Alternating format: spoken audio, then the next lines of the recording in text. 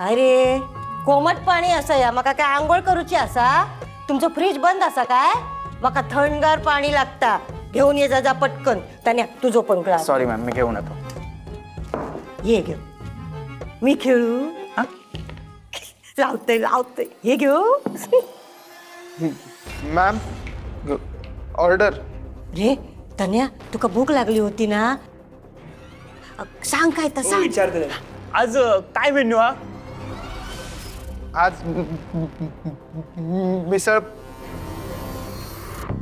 पाव pav bhaji.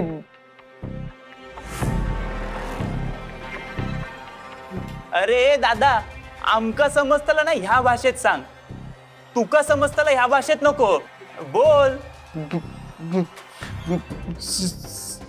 Sandwich.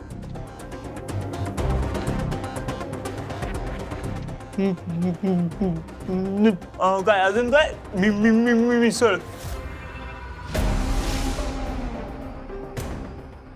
Noodles काय आहे? याची ना कॅसेटच करावे. काय रे अरे बोल, बघतोय काय? रे तू शब्द घेतस की बोलतस? काय करतस काय रे? तू एक काम कर, जाऊन ना 2 प्लेट मेदू वडा घेऊन ये जा. जा रे, काय बघत राहलंस? तन्मय थांब.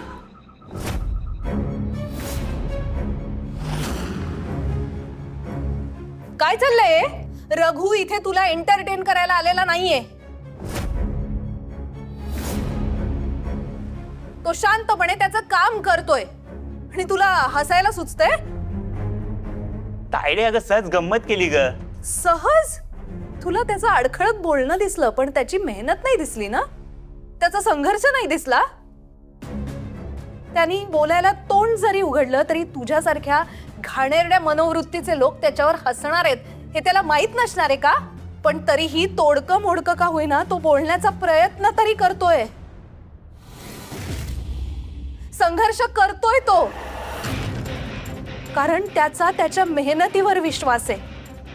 पण मेहनत आणि आपला दूर दूरपर्यंत काही संबंधच नाहीये, हो ना? काय गो हा?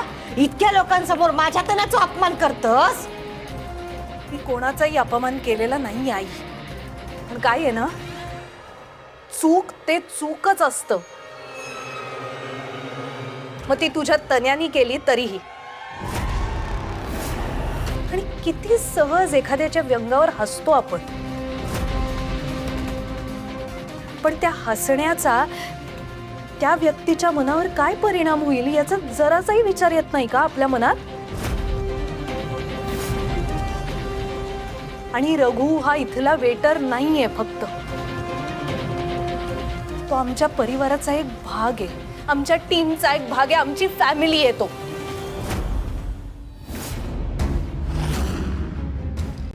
ती तुमची फॅमिली आणि आम्ही काय परके? ज्या माणसांना माणसांशी माणसांसारखं वागण्याची सुद्धा रीत नाहीये ना, त्या लोकांना फॅमिली म्हणण्याची इच्छाच नाहीये माका.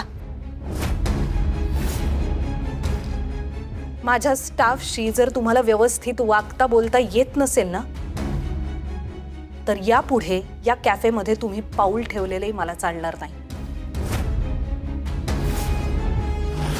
चल रे तन्या, आपण ना आता हयसर 1 मिनिट सुद्धा थांबूचा नाही असा. 4 पैसे गाठीक मिळाले ना म्हणून पाय जमिनीवर रवडत नाही त्याचे. चल तू चल चल. रघु थांब. आता जे काही झालं त्यासाठी सगळ्यांना सॉरी. Please continue.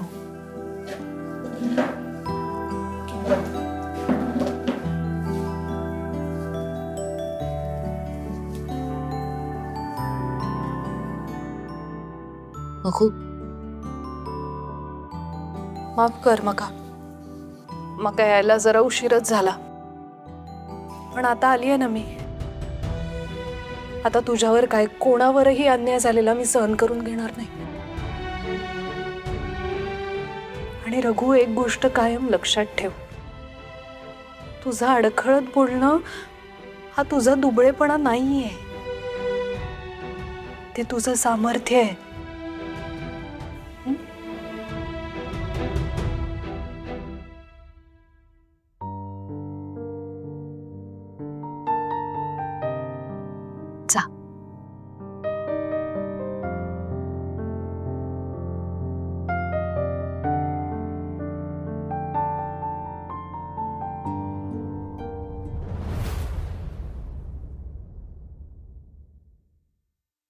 वल्लरी, मी काय म्हणते,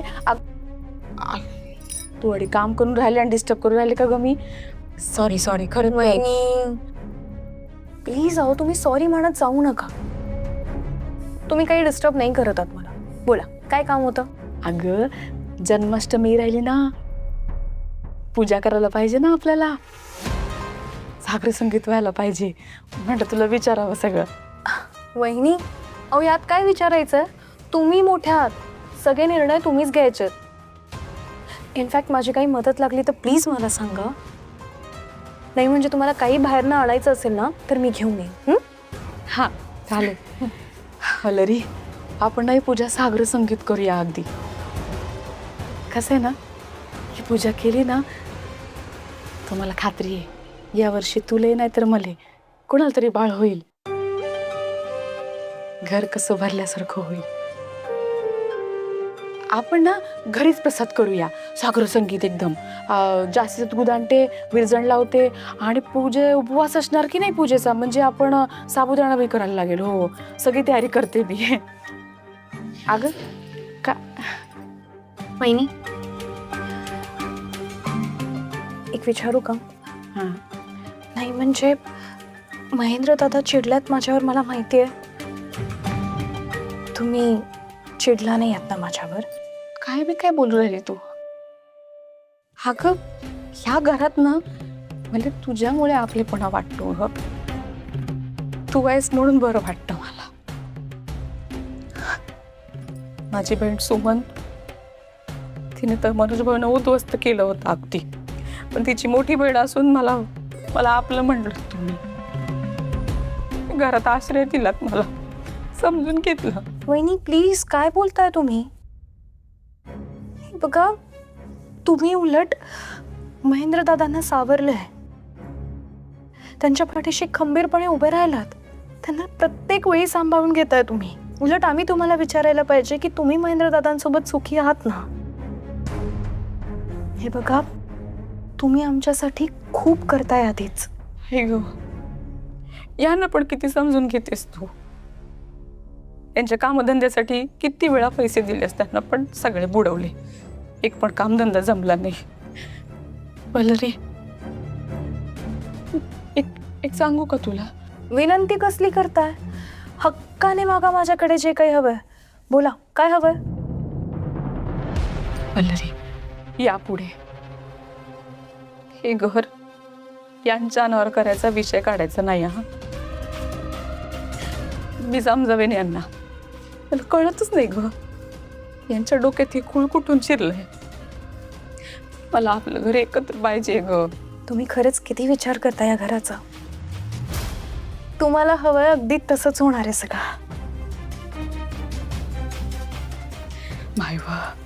बाई, तुझं काम पडले आणि मी बोलत बसले.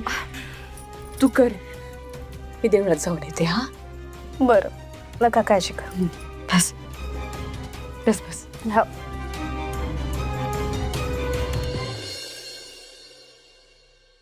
यांच्या दारात येऊन पडलो म्हणून भिकारी समजतं का आपला? तोंडात येत काय बडबड नको. तुम्ही काय झालं, रडताय कशाला? काय सांगू जावई बापू तुमका, आमच्या पोरीलाच आमची लायकी दाखवल्या नो. काय रे आई, प्लीज मला समजेल असं काहीतरी सांगा. काय सांगू तुमका? माझं आणि माझ्या तण्याचं तुमच्या बायकोन म्हणजे प्रेरणाला अपमान केला नो त्या वेटरासमोर. काय? माझा प्रेरणा तसा नाया, तू आणि या तुझ्या लेकान काहीतरी गोंधळ घातलेलो असतो. तुम्ही ना फक्त मी पाण्यातच बघतासो, पण आज तुमच्या तण्याचं पण अपमान केले. हो बाबा, माझं पण अपमान केले ताईने. तू गप्रेव रे. व तुझ्याच नादाक लागाने बिघाडता. आणि तुका सांगण ठेवते या, विनाकारण जावयांच्या कानात काही भरवू नकोस. बाबा जरा थांबा. आई प्लीज मला नीट कळेल असं सांगा, काय झालं तिकडे? काय सांगू तुमका? मी आणि माझा तन्या ना तुमच्या हटलात गेलो होतो. माझ्या तन्याक ना भूक लागली होती, होय ना रे? म्हणून वेटराक बोलवलं नो. तर प्रेरणानं आमची लायकी काढल्या नो. आम्ही काय फुकटे आहात काय? सांगा ना, सांग रे त्यांका. नाही पण मुजोर नक्कीच आहात. बघा बघा कसं बोलतात. प्रेरणा प्लीज. अजित तू प्लीज आज बोलू दे मला, खरंच बोलू दे. आतापर्यंत मला वाटत होतं की ही एक ना एक दिवस तरी बदलेल. ती तर बदललीच नाहीये, पण आता तनूही तिच्या नादी लागून बिघडायला लागलाय. काय चूक काय बरोबर हे त्या काही कळेन असं झालंय आता. तुझा सगळा बरोबर गो, आमचा सगळा काय तर चूक. हो, मी जे काही वागले जे काही बोलले ते बरोबरच होतं. माझ्याच हॉटेलमध्ये येऊन माझ्याच माणसांची तुम्ही वाटेल तसं वागणार असाल ना, तर ते मी खपवून घेणार नाही. मी तुम्हाला तुमची पायरी दाखवणारच. प्रेरणा कोणाशी बोलतेस कळतंय का? आई आहे त्या तुझ्या.